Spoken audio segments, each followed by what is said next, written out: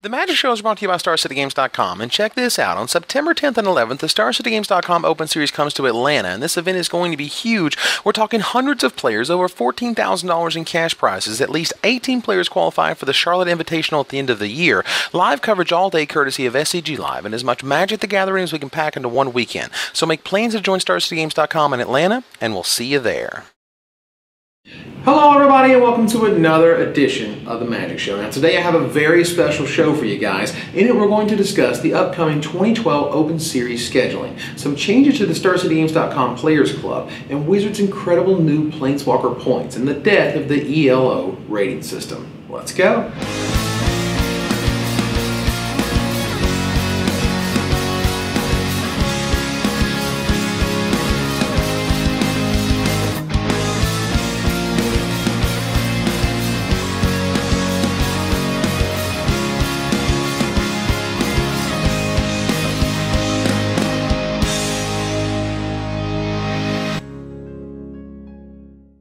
So today we begin with the incredible changes to our rating system for Magic. First, let's talk about why ELO as a rating system is terrible for Magic. First, the ELO system was created around 1960 and is the default ranking setup for professional chess.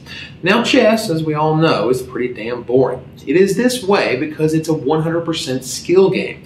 There is no variance, there are no accidental wins, so in a pure skill environment, a 1900 rated player will beat a 1600 rated player 99% of the time. Just the facts. But in Magic, that doesn't happen. Quite often the opposite, because of the very thing that makes Magic awesome. Variance.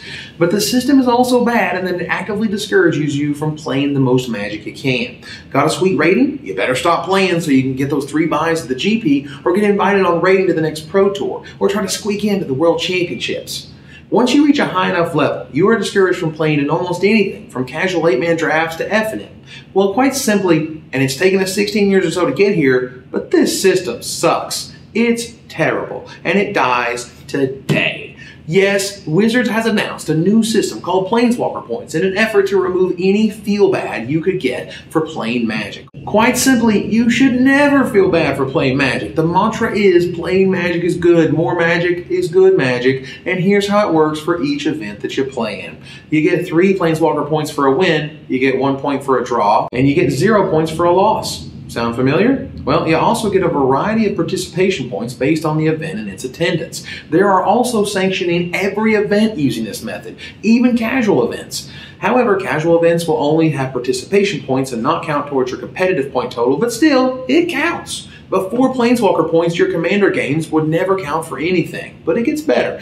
Each competitive event has multipliers that it uses to entice you to play in those versus the random 8-man events you may have around you. FNM provides a 3x multiplier, so if you get a single win at one FNM, you earn 9 points instead of 3, as there is a multiplier involved. At PTQs, the multiplier is 5x. Grand Prix and Nationals, it's 8x. At Pro Tours, it's 12x. But why are Planeswalker Points important? Well, because apart from the PTQ winners, they are now the only way to make the Pro Tour. It's okay. I'll give you a minute to let that soak in.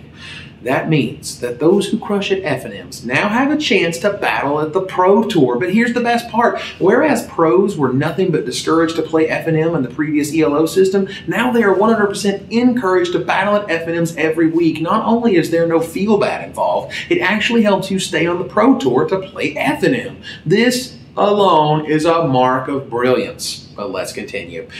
This point thing. First, you have a lifetime total that will go on forever, and you have a rank from level 1 Prodigy to level 60 Archmage.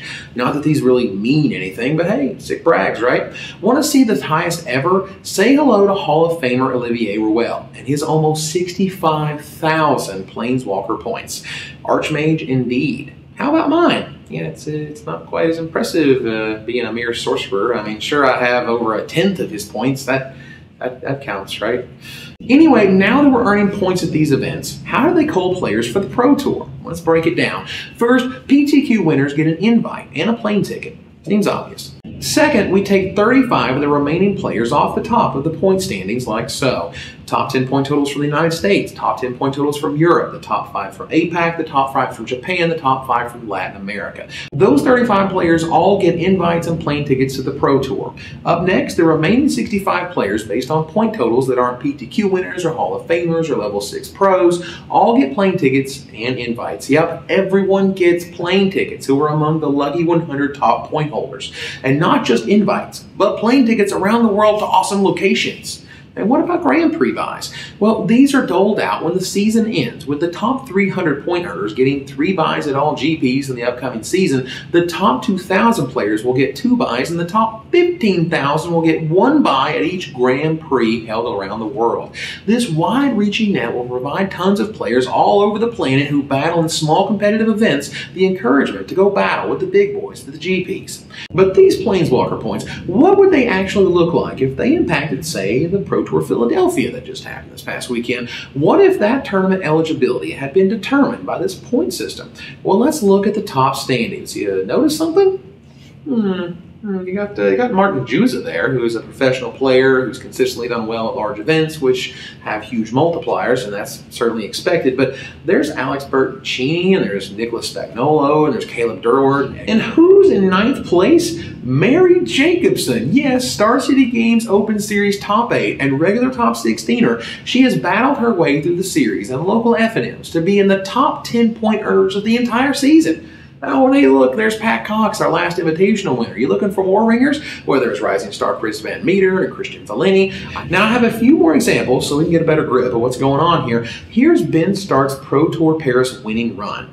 Check out the participation points. Now, because of the size of the Pro Tour, there is a 6x multiplier on the participation point. So 6 times 12 equals 72 points just for showing up. Then you get a whopping 36 points for each win. 15 rounds later, an incredible 624 points total thanks to the top 8 bonus. And we have the following points earned for the event: competitive, lifetime, and professional. Yep, you can now earn competitive points playing in competitive events, but you will also earn professional points by playing in professional events.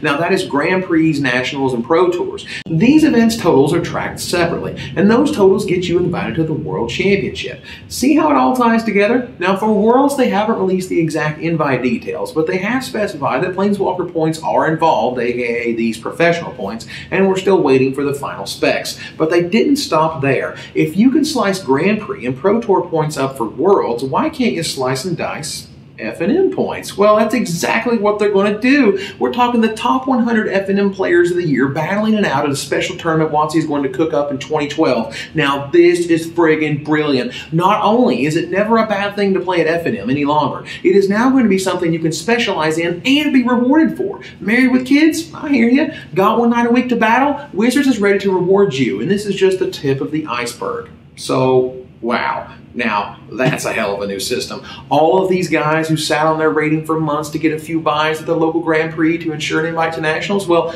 they played less competitive Magic during those periods, certainly less paper Magic, and as such, when it finally came time to battle in that Grand Prix or Nationals, my guess is their play suffered as a result. Now, it's good for them to play in Friday Night Magic. It's good for them to hop into a draft. It's good for them to not ever have to worry about a ratings cutoff and dropping out of an event at 3-0 because one loss would screw up their trajectory. That's just...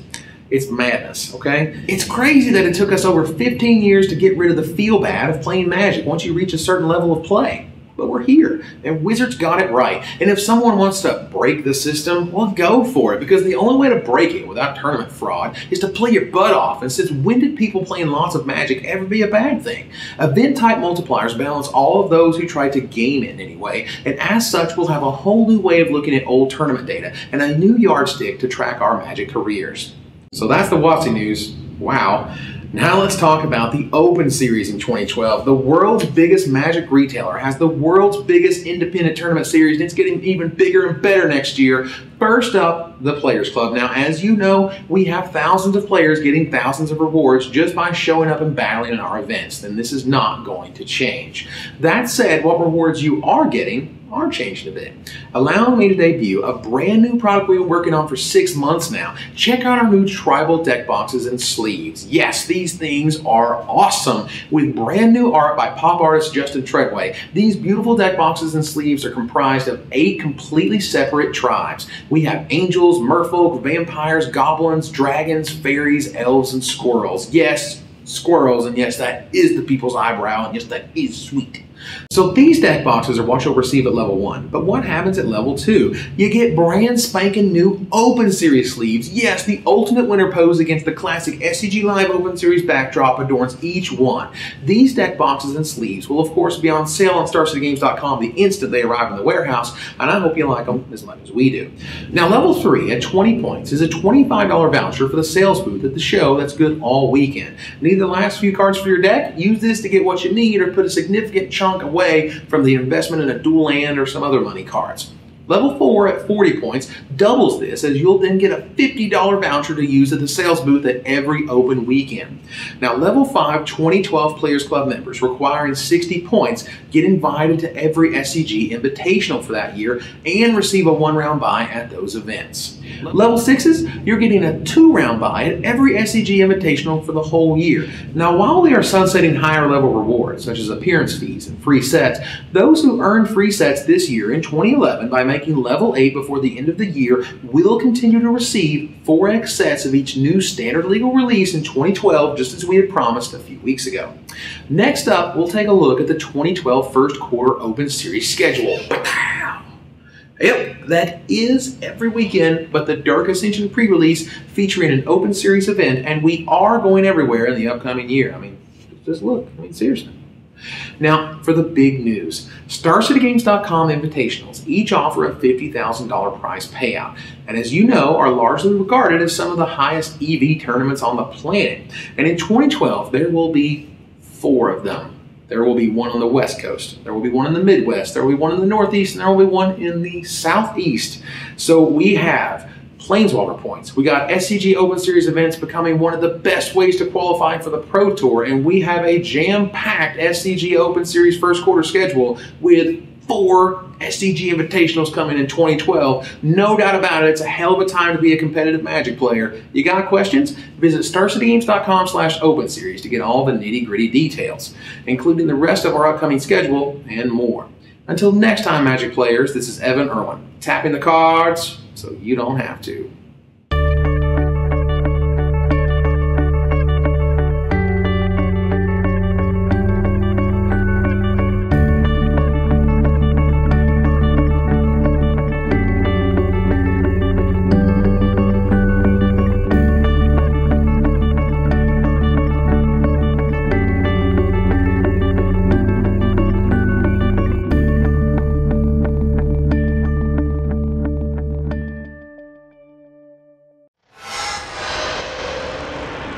I always like the fatties.